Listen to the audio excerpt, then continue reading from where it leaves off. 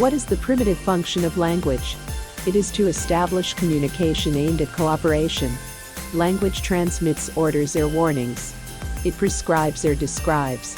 In the first case, it is a call to immediate action. In the second, it is the identification of a thing or one of its properties, in view of future action. But, in either case, the function is industrial, commercial, military, always social. The things that language describes have been carved out of reality by human perception in view of human work. The properties it signals are the calls of the thing to a human activity. The word will therefore be the same, as we said, when the suggested approach will be the same, and our mind will attribute the same property to different things, will represent them in the same way, will finally group them under the same idea, wherever the suggestion of the same course to take, the same action to perform, will evoke the same word. Such are the origins of the word and the idea. Both have undoubtedly evolved. They are no longer as crudely utilitarian. They remain utilitarian, however. Bonjour à tous et bienvenue à notre cours d'anglais d'aujourd'hui. Nous allons plonger dans une réflexion d'Henri Bergson sur le langage, extraite de The Thought and the Moving. Bergson nous pose une question fondamentale. What is the primitive function of language?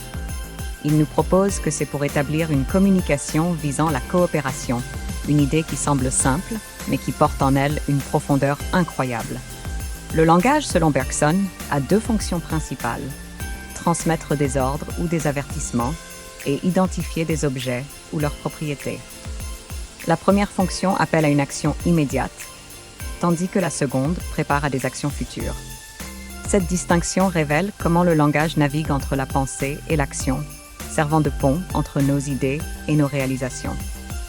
Bergson souligne ensuite le caractère social du langage, qui est un outil essentiel dans nos activités industrielles, commerciales, militaires et bien sûr sociales.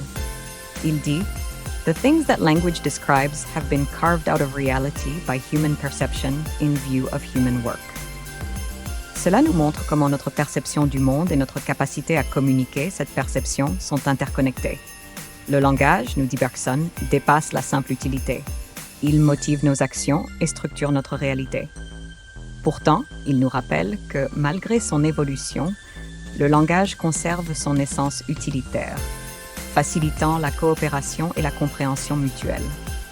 Aujourd'hui, Bergson nous invite à considérer le langage non seulement comme un moyen de communication, mais aussi comme une fondation de notre interaction sociale et de notre compréhension du monde. Même dans sa complexité accrue, le langage demeure un outil au service de l'humanité, essentiel à notre coopération et à notre évolution collective. En réfléchissant au rôle du langage dans notre vie, nous commençons à apprécier sa puissance dans la formation de nos pensées, de nos actions et de nos sociétés.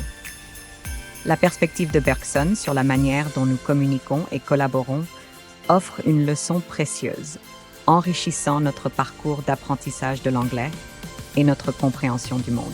Merci d'avoir rejoint cette exploration rapide mais profonde de la pensée de Bergson sur le langage. J'espère que cela vous inspire à voir vos conversations quotidiennes sous une nouvelle lumière. À bientôt pour de nouvelles découvertes.